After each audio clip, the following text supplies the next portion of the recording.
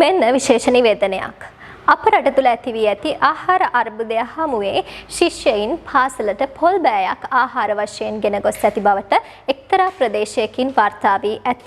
නමුත් ප්‍රසිද්ධ ඇමතිවරයෙකු පවසන්නේ මෙසේ සිදුවීමක් කිසිසේත් කිසිදු ස්ථානයක සිදු වී නොමැති බවයි. මෑනියෝ ගාවට ගියා නම් මේකේ ඇත්ත නැත්ත දැනගන්න තිබුණා. දැන් මෑනියෝ ඉංග්‍රීසි වලින් ශාස්ත්‍ර කියන්නේ.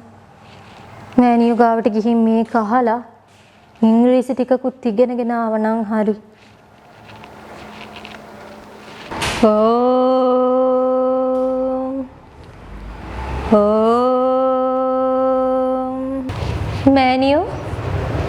මෑනියන්ට මතකද මාව?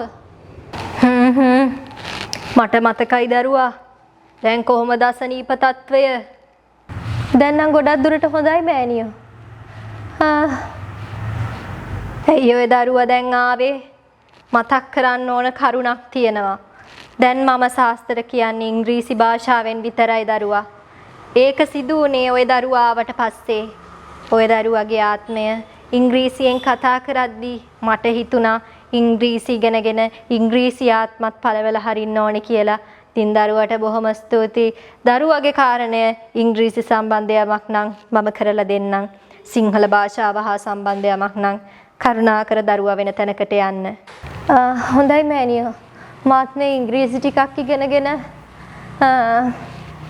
පොඩි ශාස්ත්‍ර ටික දැනගෙන යන්න තමයි ආවේ. මොකද ඉතින් මට වැහිලා ඉන්න මේ ඉංග්‍රීසි ආත්මෙත් එක්ක ඔට්ටු වෙන්න මමත් ටිකක් ඉංග්‍රීසි දැනගන්න එපයි. මෑනියෝ ශාස්ත්‍ර කියනවට අපි කොහොමද ඉංග්‍රීසියෙන් කියන්නේ? ශාස්ත්‍ර කියනවට දරුවා කියන්නේ forecast කියලා. forecast කියලා කියන්නේ දරුවා a statement of what is judged likely to happen in future. අනාගතයේදී සිදුවන්න තියෙන දෙයක් ගැන ශාස්ත්‍ර කියනවා, අනාවැකි කියනවා කියන අදහසින් අපි මේ forecast කියන වචනය භාවිතා කරනවා දරුවා.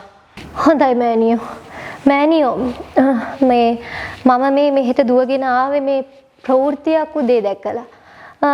කිව්වා ළමයි පොල් බෑයවල් ඉස්කෝලේට අරගෙන එනවා කියලා කන්න නැතුව.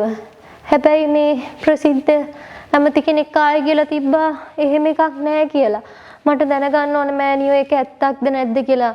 මෑනියෝගේ බලය පාවිච්චි කරලා පොඩ්ඩක් ඒක ඇත්තක්ද නැද්ද කියලා මට කියන්න පුළුවන්ද? It seems to me that this statement is true. It appears to me that this statement is true.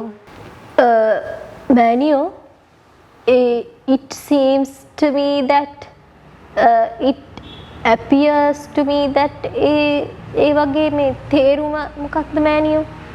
It appears to me that, it seems to me that කියලා කියන්නේ I think කියනවා වෙනුවට භාවිතා කරන්න පුළුවන් phrases දරුවා. මේවා advanced phrases. I think කියනවට වඩා it seems to me that, it appears to me that කියලා කියනවා නම් ඒක වඩා හොඳයි දරුවා.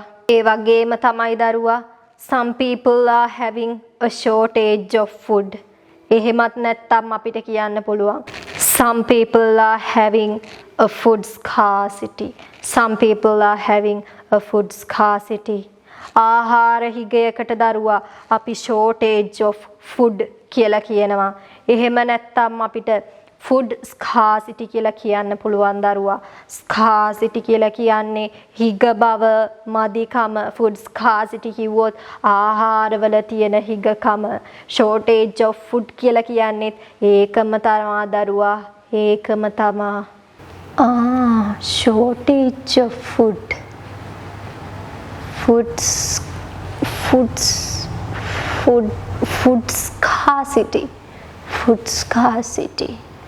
විශේෂම කාරණය තමයි දරුවා it is reported that a lot of students do not attend to schools as they are suffering from a food crisis. වාර්තා වෙලා තියෙනවා දරුවා ගොඩක් ශිෂ්‍යයෝ දැනට පාසල් යන්නේ නැහැ කියලා මේ ආහාර අර්බුදය නිසා අපි ආහාර අර්බුදයට ෆුඩ් ක්‍රයිසිස් කියලා කියනවා දරුවා. ෆුඩ් ක්‍රයිසිස් කියලා කියන්නේ අර්බුදය දරුවා. People can't afford high prices because of this inflation. People can't afford these high prices because of this inflation. Afford කියන්නේ දරුවා යම් කිසි දෙයක් මුදල් දීලා ගන්නවා කියන එක. Have enough money to pay for. Have enough money to pay for.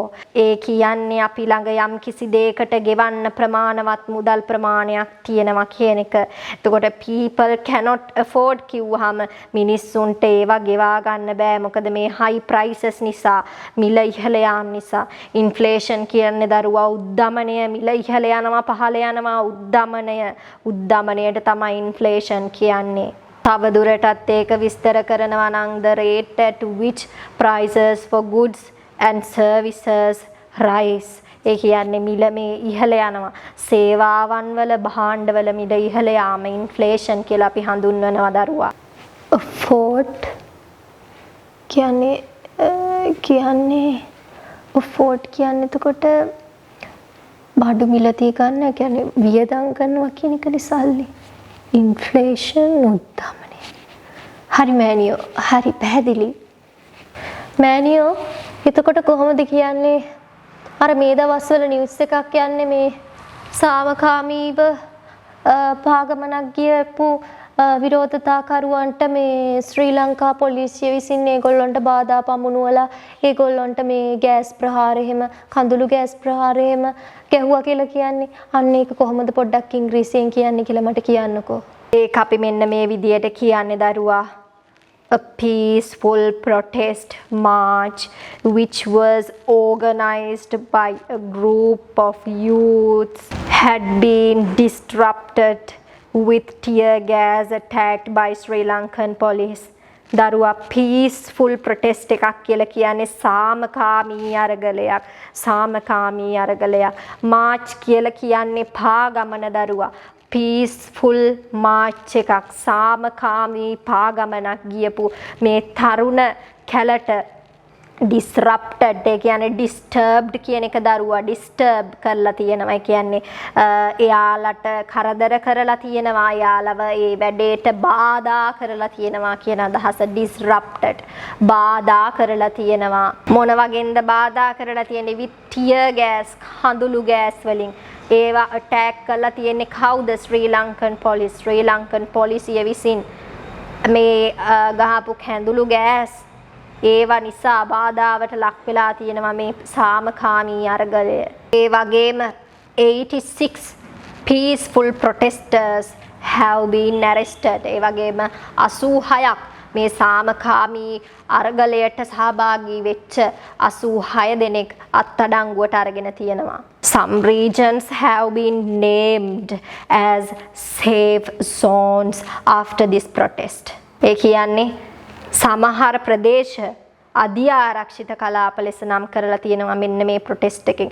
මෙන්න මේ අරගලය එහෙමත් නැත්නම් මෙන්න මේ විරෝධතාවයෙන් පස්සේ තමයි එහෙම නම් කරලා තියෙන්නේ. වැදගත්ම දේ තමයි දරුවා the question remains whether it is justifiable or not to suppress this kind of peaceful protesters. මෙන්න මේ ප්‍රශ්න ඉතුරු වෙනවා දරුවා. මේක සාධාරණද?